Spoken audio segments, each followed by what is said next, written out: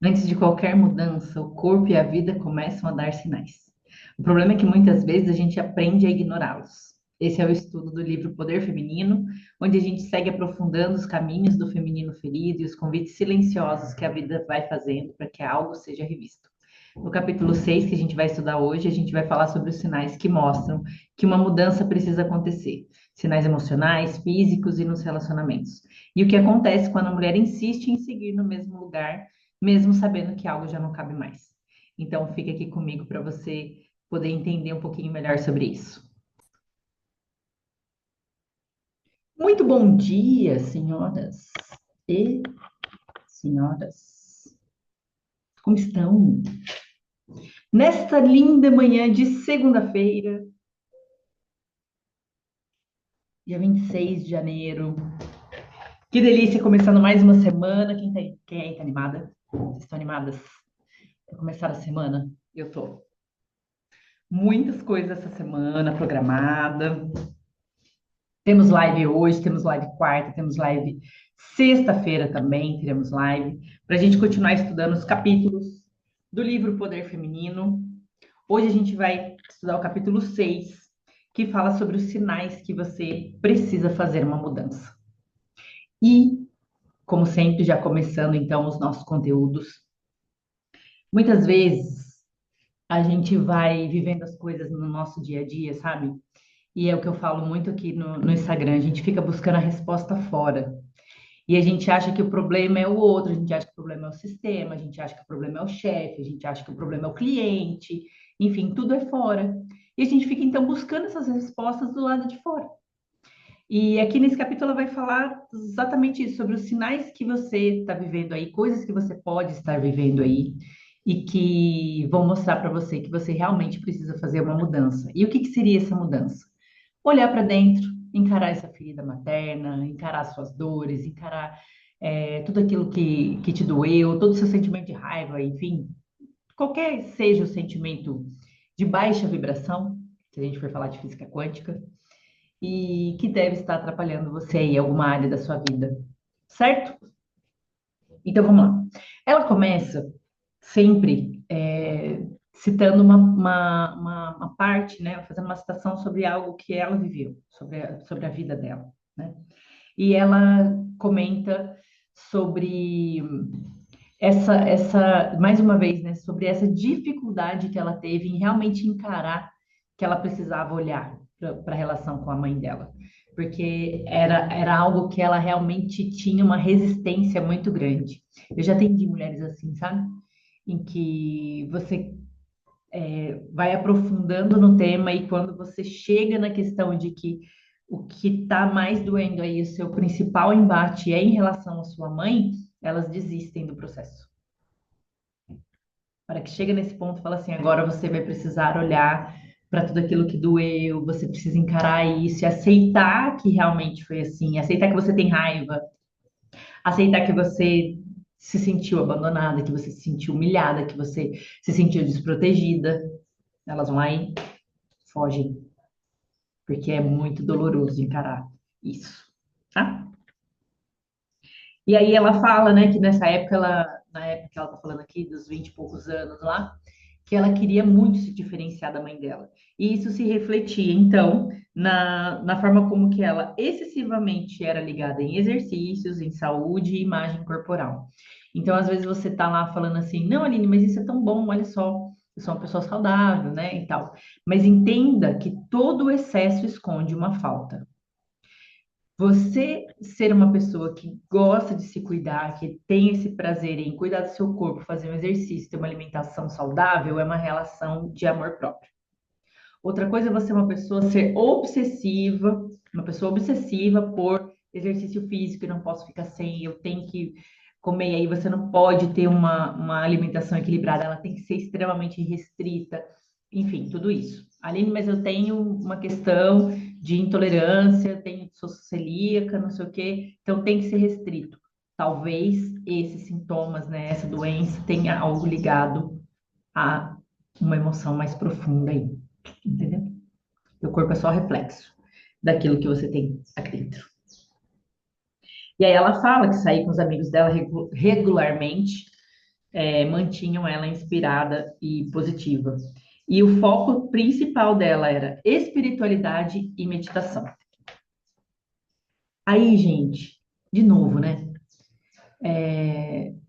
Muitas pessoas começam nesse caminho, sabe? Eu sou uma delas, né? Comecei o caminho estudando exatamente sobre isso, né? Sobre espiritualidade e meditação e pensamento positivo e me conectar com os mestres ascensionados e tal, tal, tal. Mas quando a gente faz isso, é, buscando talvez uma resposta para aquilo que a gente sente dentro, muitas vezes a gente pode ficar anos e anos estudando e não sai do lugar. E conectando com seres evoluídos e a gente não sai do lugar. Porque, na verdade, o que a gente está fazendo é uma fuga.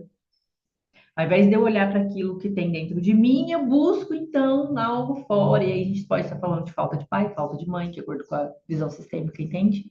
A gente continua buscando fora, quando a resposta está aqui.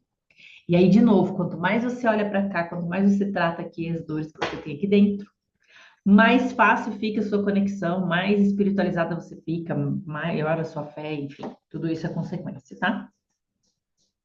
Aí ela conta, então, ela faz uma passagem breve sobre essa busca pela espiritualidade, aí ela começou então a frequentar um centro de retiro, e aí tinha uma mulher lá que era médium, e aí ela, em uma sessão com essa mulher, ela pegou e falou para ela, eu queria realmente fazer algo maior, eu queria fazer algo pela humanidade, algo bom, e aí a mulher pegou e falou, então eu vou abrir um retiro em outra cidade, você não quer ir comigo? E ela foi lá e foi fazer, então, foi participar da construção desse retiro em outra cidade. E aí, Batata, né, a mulher que era toda espiritualizada lá, começou a usar da boa menina dela, porque ela fala isso, né? Eu comecei a fazer pós-graduação, eu mergulhei na pós-graduação e tirava A em tudo, era assistente da professora e não sei o quê, eu era sempre muito boazinha, muito dedicada, muito inteligente e sempre sorrindo. Que graça que eu sou. Aí ela encontrou essa médium e foi aí se dedicando 100%, né, ao retiro que essa médium tinha criado e não sei o quê. E aí começou a virar auxiliar administrativa, faxineira, não sei o quê, tudo de graça. Afinal de contas, ela estava trabalhando por algo maior. E a mulher o que aproveitou, então, dessa boa vontade dela. E aí ela percebeu, muito tempo depois, esta projeção nesta mulher da relação dela com a mãe dela. Uma dedicação ali, né? Dando algo para essa mulher, ali, dando a vida dela para essa mulher, e essa mulher fez o quê? Tratou ela igual meu nariz. Então, esse relacionamento, de novo, trouxe a ferida para ela. E aí ela fala, gente, isso aqui é tão lindo, eu vou ler para vocês, tá? Percebi muito depois, ou seja, muito tempo depois que isso aconteceu, que acreditava que se eu fosse bem-sucedido bastante para impressionar a minha família, eles finalmente poderiam me enxergar e eu me sentiria digna e no controle da minha vida. Eu ainda não sabia que nada no mundo externo real poderia jamais preencher esse vazio, que isso precisava vir de dentro de mim. Aí ela conta sobre o relacionamento que ela começou a ter com o rapaz. E quando ela começou a ficar muito próxima desse rapaz, que esse relacionamento começou a ficar muito profundo, muito conectado, ela começou então a sonhar com triangulação. Então, que ele estava com ela, mas estava dando moral para outra. Às vezes ela sonhava até com a mãe dentro do relacionamento. Coisas que ela começou a ter medo. E aí um dia eles saíram juntos. E aí uma moça começou a dar em cima do namorado dela e ele não colocou limite. E aí ela explodiu de raiva, ela gritou com ele, ela xingou ele, tal, tal, tal.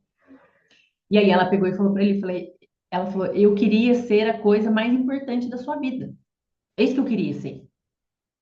E aí depois ela foi perceber o quanto o relacionamento dela com a mãe dela também estava refletindo nesse relacionamento. O medo dela de ser abandonada, então ela começou a criar situações em que possivelmente ele abandonaria ela. Aqui ela ainda não entrou se ela terminou, se ela casou, enfim, ainda continua aqui. E aí ela fala, quais são os sinais da ferida materna, né? Por que que eles são tão difíceis de ver e por que muitas vezes a gente resiste a eles? E ela explica o seguinte, que a ferida materna, ela reflete em absolutamente todas as áreas da nossa vida. Eu vou repetir. Essas dores que a gente tem refletem em absolutamente todas as áreas da nossa vida. Quando a gente começa a encarar isso e começa então a fazer as mudanças, você começa então a viver algo novo, algo diferente, algo que você desconhece. Aí teu cérebro faz, bloqueia. Por que que ele bloqueia? Porque o que é novo, que ele desconhece, ele tem medo, entende? Então, vamos entender agora, aqui ela fala então sobre temas comuns a se reconhecer, que são sintomas que parecem que não tem nada a ver com essa ferida materna, tá? E aqui ela fala sobre ferida materna, de novo, né? A gente está falando do livro que fala sobre ferida materna, mas eu quero que você entenda que são essas dores que você tem aqui dentro. Então, coisas que você vive do lado de fora, que você acha que são comuns aqui da vida, daqui fora, tá? Mas que na verdade são reflexos daquilo que você tem dentro, das dores que você tem dentro, dos traumas que você tem aqui, tá bom? Então, é, situações que parece que são, ela considera como sintomas, ok? De coisas que você precisa olhar ainda. Quando a gente evita emoções difíceis, então a gente tem uma necessidade de ser positivo o tempo todo. Não, tá tudo bem. Ah, foi difícil? Não, tudo bem, ih, já passou, tá tudo certo. A pessoa sapateou na sua cabeça. Ah, não, deixa. Ah, imagina, coisa dela, tá tudo bem. Né? Entorpecimento, então, a busca por substâncias, por redes sociais, por compras. Emoções intensas, desproporcionais à situação em questão. Então, ela dá o exemplo, né? Dela tá com o namorado e acontecer uma situação e ela começar a gritar com ele, brigar com ele. Deu um boom aí de sentimento, tá? Padrões repetitivos que parecem que nunca vão se resolver. E aí você se sente num ciclo sem fim, tipo o Rei Leão, o ciclo sem fim. E que você de repente tá de um jeito e de repente não. Aí você volta e você tá vivendo a mesma fase de novo. Você olha e você fala assim: não é possível que eu estou vivendo isso de novo. Você está repetindo ciclos. Do nada você se sente como se fosse uma garotinha, impotente, escondida em pânico. Grande contraste entre vida exterior que você demonstra e a realidade da sua vida interior. Aqui entra, gente, as mulheres o seguinte, que ela tá lá. Tá casada, tem filhos, tem uma situação estável, tem uma empresa, ou sei lá, é uma profissional já reconhecida, e ela sente dentro dela um grande vazio. E aí ela começa a se sentir até injusta, assim, ingrata, né? Gente, eu devo ser muito ingrata, porque assim, eu tenho tudo. Por que que eu não estou bem, então?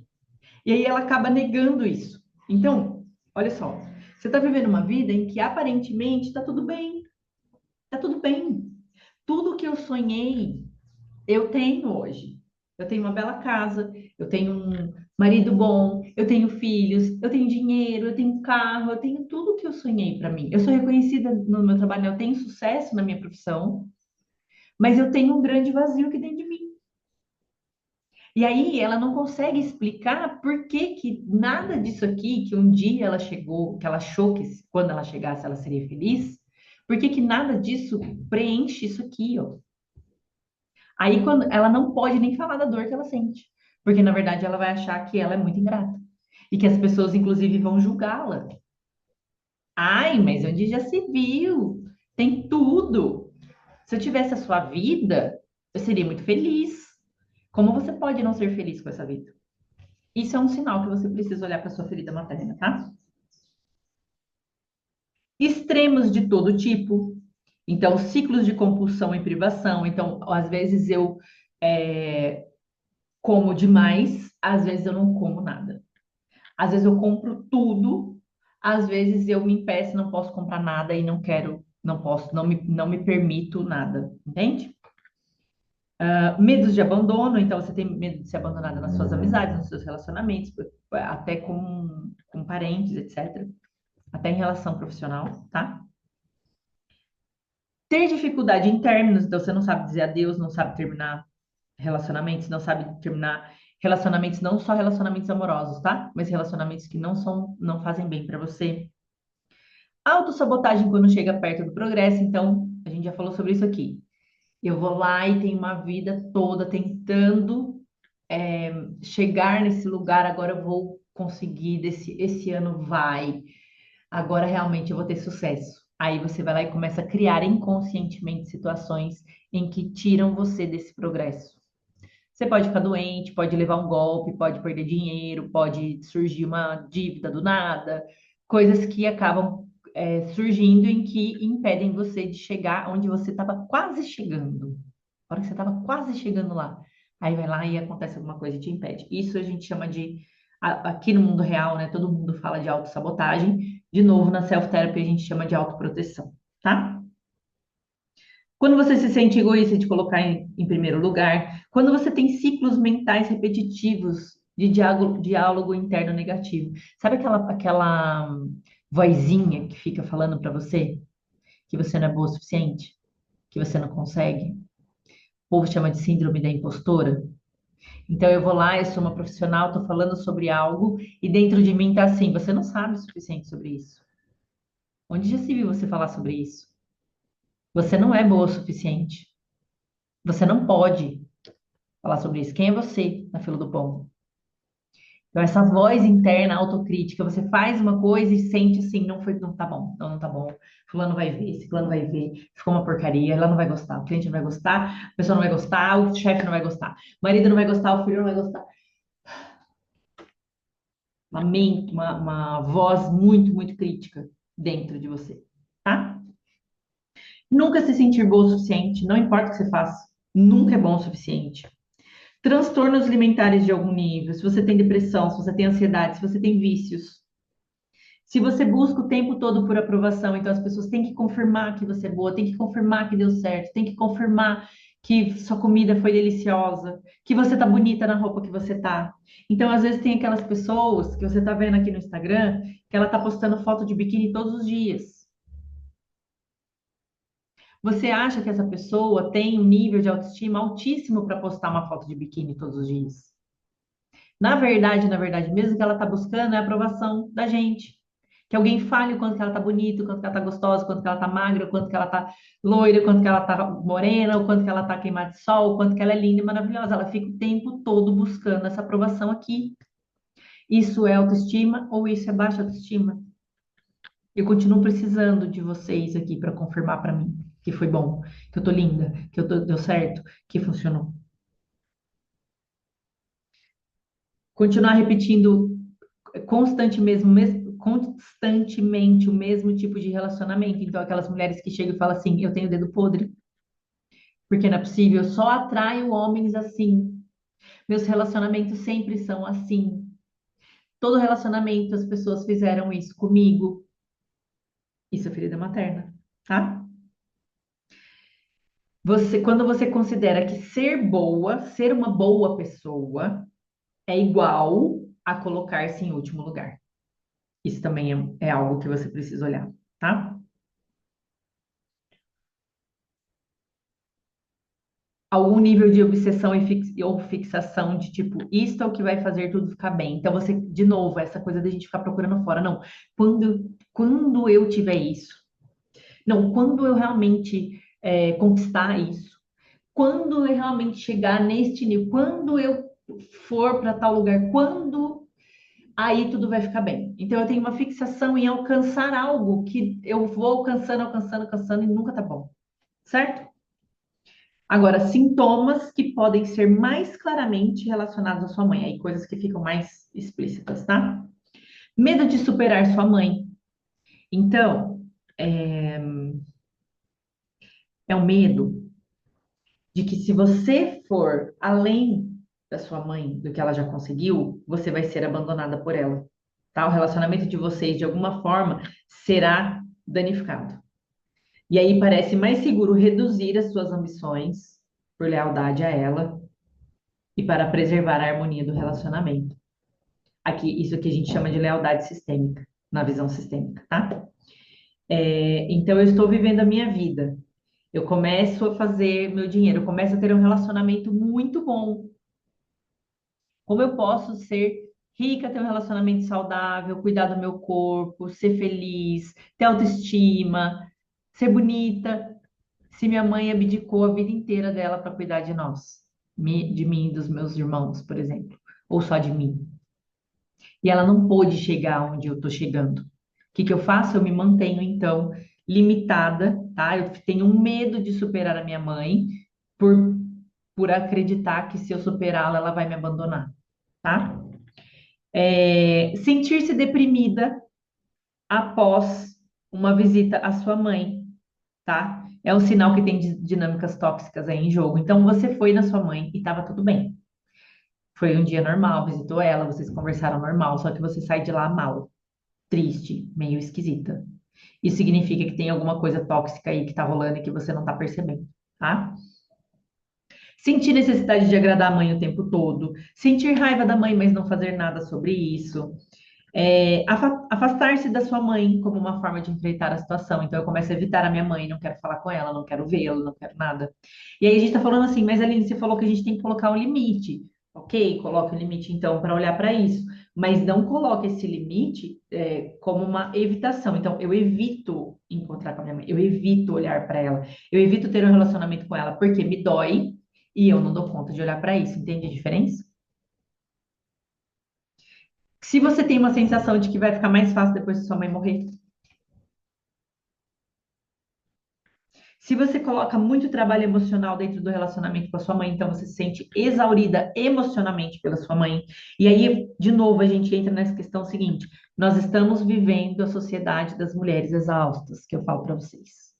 Mulheres que estão cansadas, estressadas, esgotadas, se sentindo perdidas. Isso não é relacionado ao excesso de trabalho. Na verdade, o excesso de trabalho é o sintoma para algo que falta aqui dentro de você, para suas dores que estão aqui, entendeu? Então, o seu cansaço, a sua exaustão não é em relação ao trabalho e em relação à quantidade de coisas que você pega para fazer no dia. A sua exaustão é emocional. Você está carregando muito mais do que você deveria. Medo de se sentir ingrata, caso você comece a olhar para isso. Então, tudo isso, gente, é sinais que você precisa fazer uma mudança, tá? Que é o capítulo 6, ok? Quando você se sente responsável pelo bem-estar da sua mãe, então você acredita fielmente que você precisa deixar a sua mãe bem. Você precisa resolver as questões dela, você precisa deixar ela bem, você precisa ter certeza que ela está tranquila. E aí você coloca as necessidades da sua mãe acima das suas, tá?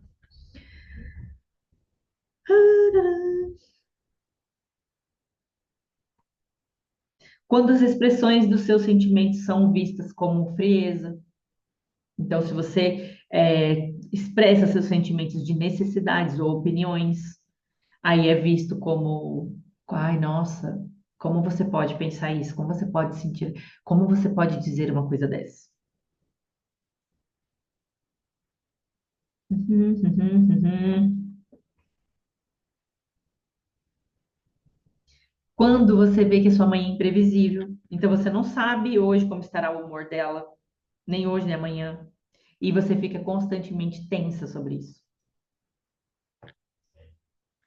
E você se pega romantizando os maus comportamentos da sua mãe. Ah, é o jeito dela.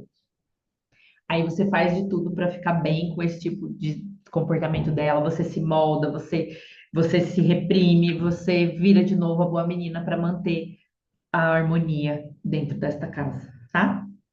Mecanismos de feridas, mecanismos da ferida materna. Então, padrões e experiências comuns que aparecem, mas pode variar bastante, tá? Aqui algumas coisas que são mais comuns, de novo, tá? São coisas comuns, mas que, enfim, pode variar de diversas formas. Você pode não saber de forma alguma por que estão ocorrendo. Por exemplo, gatilhos emocionais, igual a gente falou, né? Então, de novo, o exemplo dela. Ela tá lá com o namorado e de repente vive uma situação que ele dá o gatilho emocional do abandono. Ele está considerando ela mais importante do que eu. Ele vai me abandonar. E aquilo então traz esse gatilho emocional. E a gente pode ver esse gatilho emocional em diversas formas da nossa vida, tá? Se vocês quiserem comentar alguma coisa aí, pode falar que a gente vai trocando figurinha. Narrativa mental negativa. Então, a gente falou aqui, né, que é essa vozinha que fica falando que eu não sou boa, que eu não dá certo, não fiz direito, não, uma voz muito crítica aqui.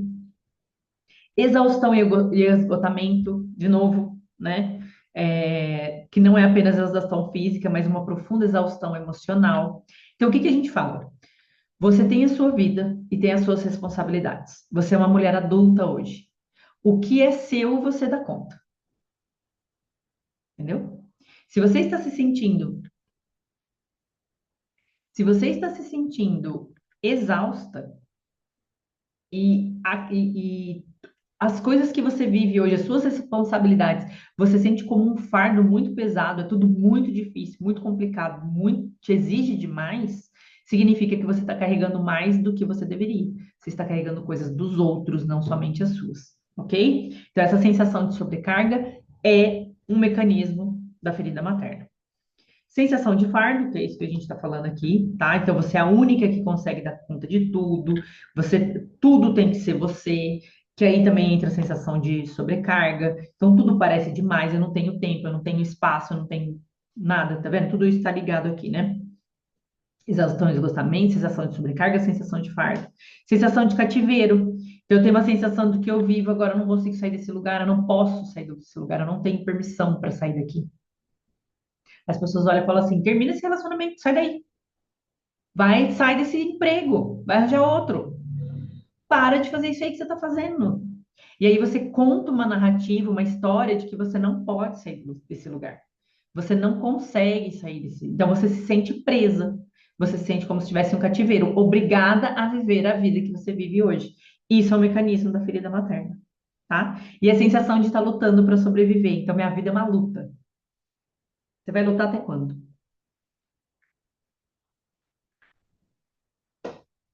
É uma sensação de que você precisa estar o tempo todo em alerta. Se você relaxar, algo ruim vai acontecer. Então você não pode descansar, por exemplo. Ah, Eline, eu não consigo descansar, porque você precisa estar atento o tempo todo. Se você relaxar e descansar, alguma coisa pode acontecer. Isso é o mecanismo da ferida materna.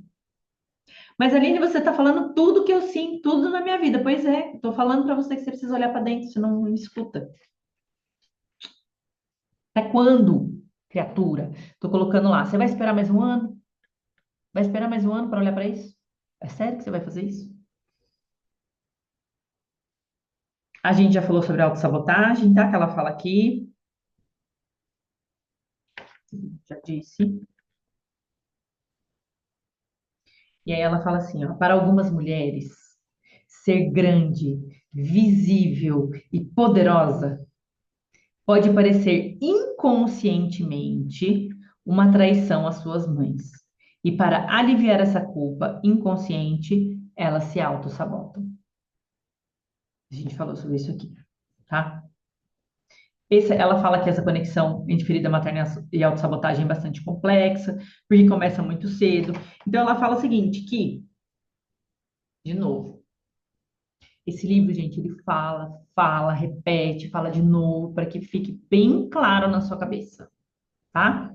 Se quando você era pequena, todas as vezes que você exerceu a sua autenticidade, que você falou sobre aquilo que você queria, que você teve algo que era seu, e aí você foi reprimida, falaram para você ficar quieta, que os seus sentimentos não são inválidos, que aquilo que você sente não é importante, que as suas necessidades não são importantes, afinal de contas você é só uma criança. Você entende que você não pode ter aquilo que você quer, que você não pode ser autêntico, que você não pode exercer aquilo que você é, o seu poder pessoal. Aqui a gente está falando de poder pessoal também, entende? Eu cresci. E de acordo com a neurociência, aqui, ó, eu fiz um monte de conexão neural aqui, um monte de padrão de funcionamento. Eu cresço, a hora que eu começo a ter um posicionamento em que eu posso me expressar, que eu posso ser eu mesma, que eu estou acessando o meu poder pessoal, o meu cérebro emite um alarme. Aí a gente fala que é autossabotagem, é autoproteção. Não podemos fazer isso. Por que não? Porque se nós fizermos, a nossa mãe vai nos rejeitar, a nossa mãe vai nos abandonar, a nossa mãe vai nos humilhar.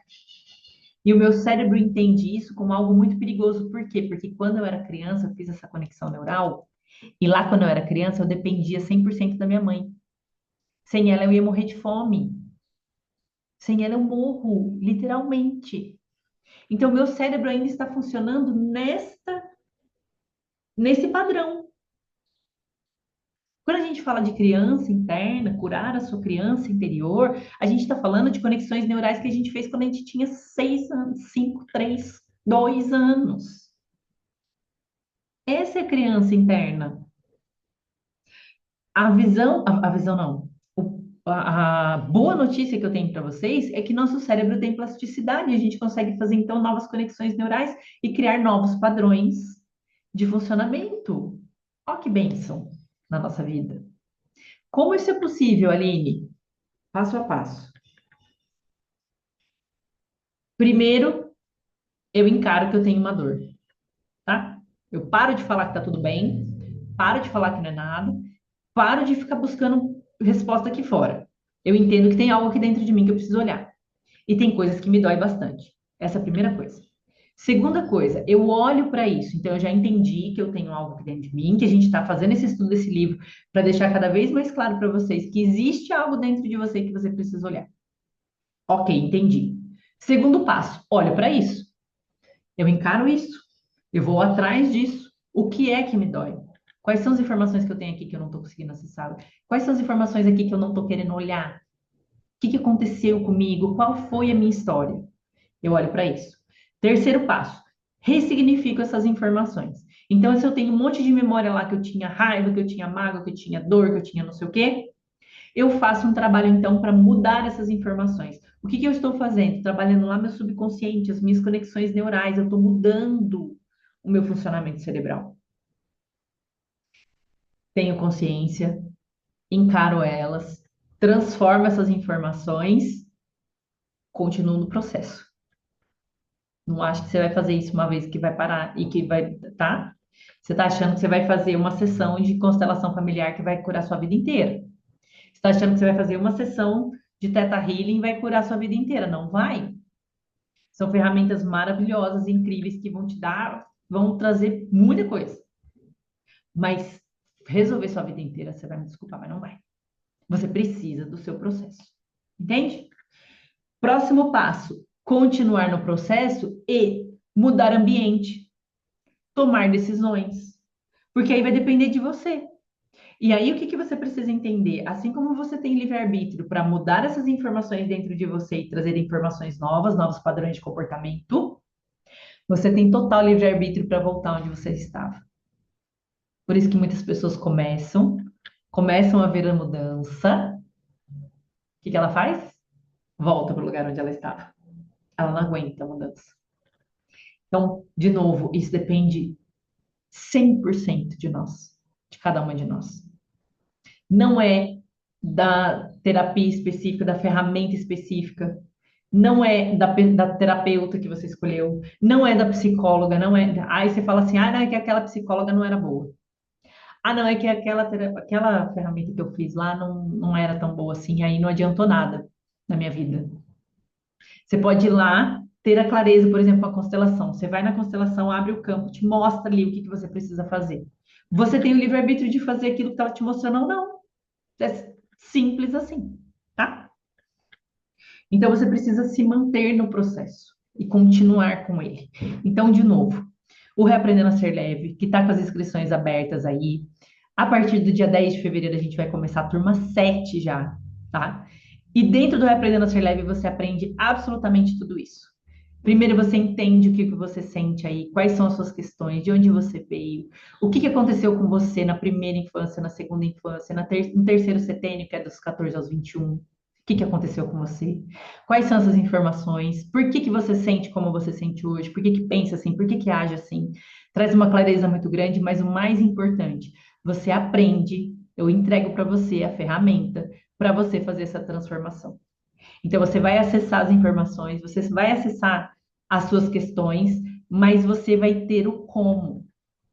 Aqui na internet, a gente acha muito o quê? O quê? Ah, essas dores, você precisa perdoar e tal. E você olha e você fala assim, mas o que que eu faço com tudo isso agora, gente? Com tudo isso que eu estou aprendendo.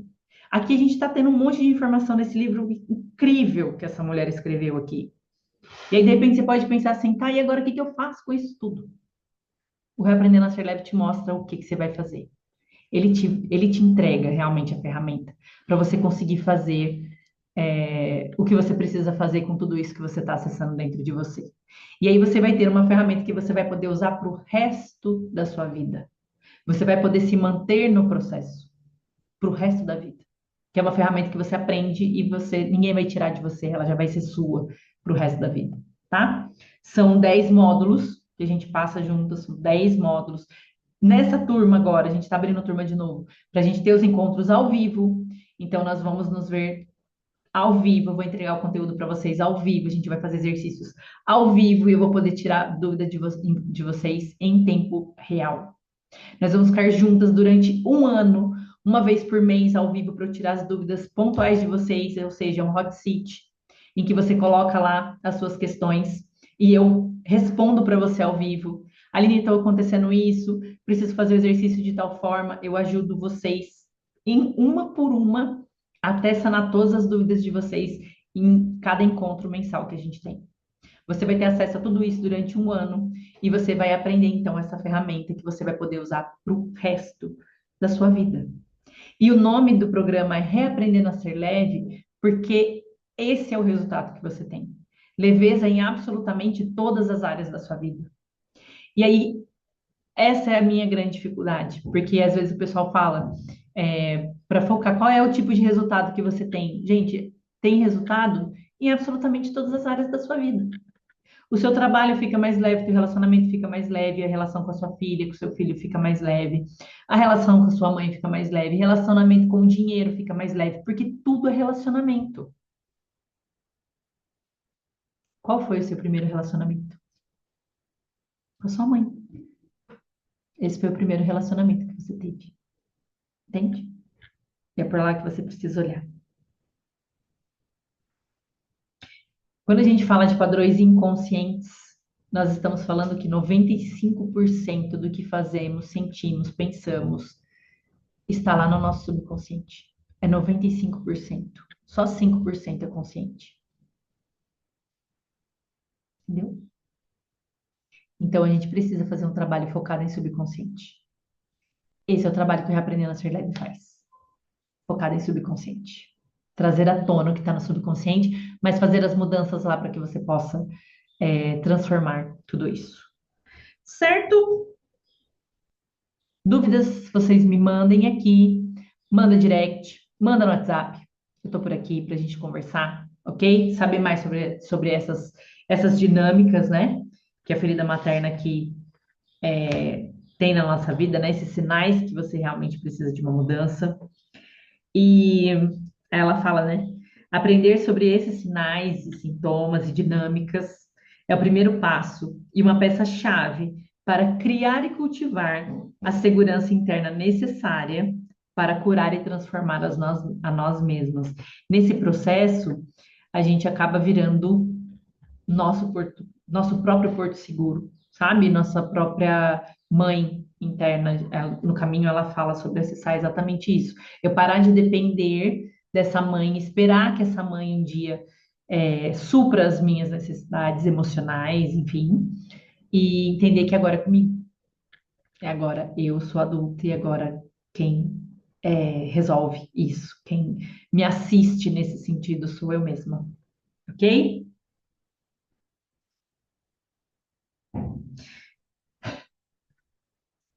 8h40, finalizamos a nossa live.